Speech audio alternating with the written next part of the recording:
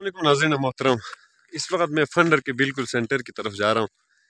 ये मेरे अक़ब में आप देख सकते हो कुछ जवान यहाँ मेरे साथ है इस व्लॉग के अंदर। ये है हमारे मोहतरम मीर वली साहब, साहिब जान साकिब साहब, इनायतुल्लाह साहब और ये हमारे अकबर वली साहब।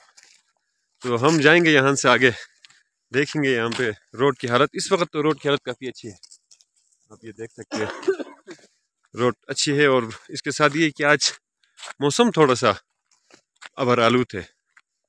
चले अब देख देते हैं, थोड़ा सा आगे जाएंगे हम इन दोस्तों के साथ। हम पहुंचे, ये फंडर का बिल्कुल सेंटर वाला एरिया है। यहाँ से पुल हमने क्रॉस किया, इस वक्त जा रही है रास्ता काफ़ी अच्छा है इस वक्त। खौफ तूफान है, बिजलियों का है डर। खौफ तूफान है, बिजलियों का है डर। सख्त मुश्किल है आका, किधर जाए हम।